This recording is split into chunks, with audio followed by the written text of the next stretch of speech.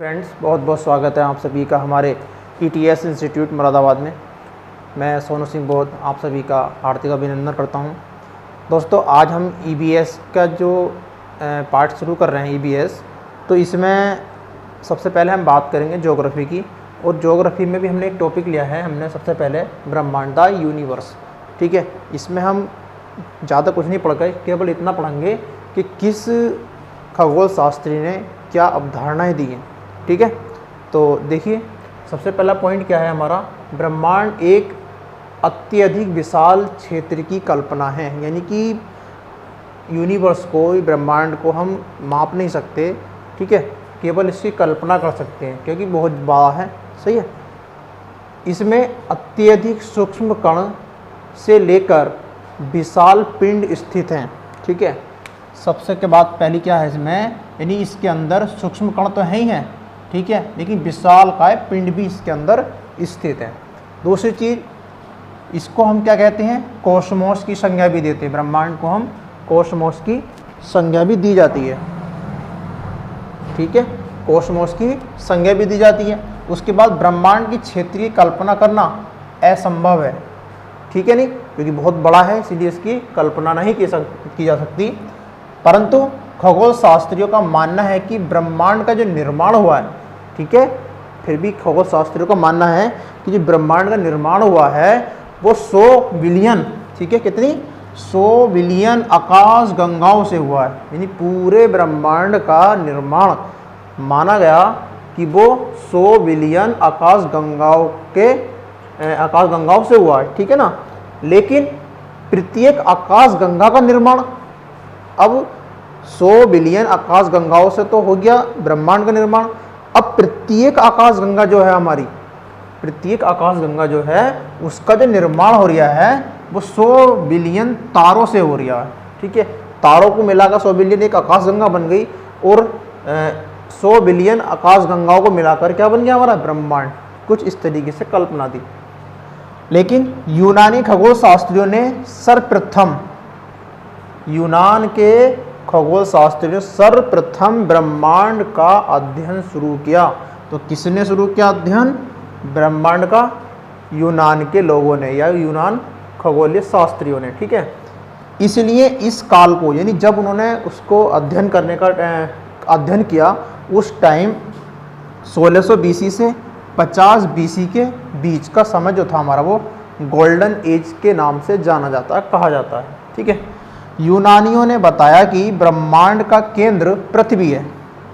यानी सर्वप्रथम यूनानियों ने कहा कि ब्रह्मांड का जो केंद्र है, यानी पूरा ब्रह्मांड, उस ब्रह्मांड के अंदर जो केंद्र है वो क्या है, पृथ्वी है। यानी पूरा ब्रह्मांड जो है वो पृथ्वी जो है केंद्र मान गया उसका, और पृथ्वी के चारों ओर पिंड परिक्रमा करते हैं। ठीक है, ब्रह्मांड का केंद्र कौन है, पृथ्वी, यानी पृथ्वी बीच में, और पृथ्वी के चारों ओर क्या है, पिंड चक्कर लगाते हैं। ठीक है, परिक्रमा करते हैं। उसके बाद में कहा कि पृथ्वी ब्रह्मांड का केंद्र पर स्थित है।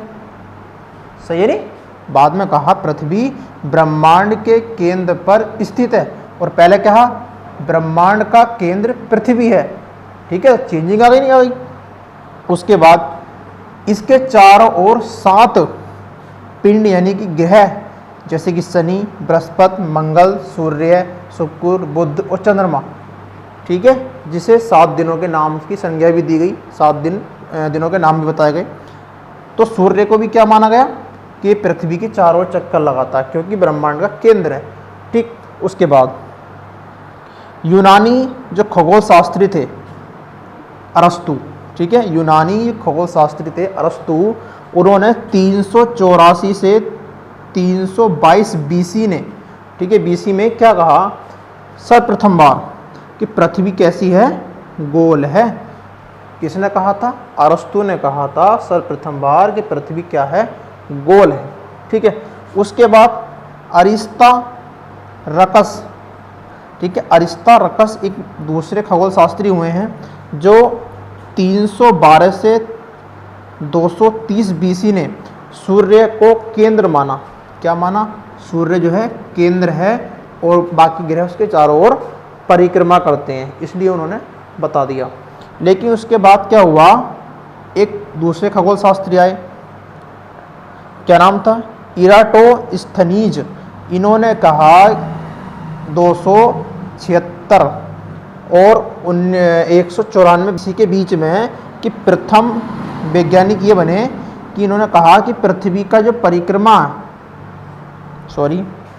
प्रथम वैज्ञानिक जिन्होंने पृथ्वी की परिक्रमा पृथ्वी की परिमाप तथा सूर्य व पृथ्वी के बीच की दूरी मापने का प्रयास किया। यानी कि इन्होंने सबसे पहले पृथ्वी की परिमाप यानी पृथ्वी की पूरी परिमाप नापने की और किसकी, सूर्य और पृथ्वी के बीच की दूरी की, ठीक है, मापने का प्रयास किया, कोशिश करी, ठीक है। उसके बाद एक नए वैज्ञानिक आए हमारे, हिकोटियस। इनको भूगोल का पिता कहा जाता है। किसको कहा जाता है, हिकेटियस, ठीक है, क्या नाम है इनका, हिकेटियस को भूगोल का पिता कहा जाता है, ठीक है। किसका पिता कहा जाता है, भूगोल का पिता। लेकिन हेरोडोटस को ऐतिहासिक भूगोल का पिता कहा जाता है, ठीक है। उसके बाद हमारे आते हैं अगले, क्लॉडियम डॉलिमी, ठीक है, क्लॉडियम डॉलमी। ये 141 एडी में यूनानी द्वारा एकत्रित, यानी कि इन्होंने क्या कहा, जो कि यूनान के लोगों ने पीछे जितनी बातें बताई, उन बातों को, उनकी जानकारियों को एक पुस्तक के अंदर मतलब सबको लिख कर रख दिया। उस पुस्तक का नाम था अल्मागस्टर, ठीक है, अल्मागस्टर, उसमें दिया।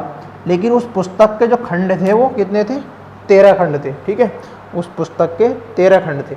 अब आगे चलते हैं। लेकिन आधुनिक खगोलीय जनक, ठीक है, आधुनिक खगोलीय जनक कौन कौन से हैं हमारे, एक तो है हमारे निकोलस कॉलपरिनिक्स, ठीक है, और उसके बाद सर इसाक न्यूटन, ठीक है, जोहानस केपलर और गैलीलियो गैलीली, ये हमारे आधुनिक जनक माने जाते हैं, ठीक है।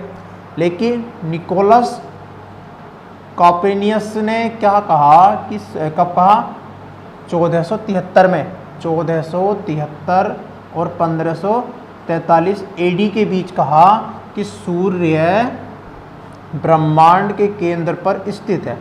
यानी कि सूर्य जो है वो ब्रह्मांड के केंद्र पर स्थित है और ग्रह इसके चक्कर लगाते हैं, ठीक है ना। उसके बाद इस कथन पर इनको मृत्यु दंड दिया गया, ठीक है।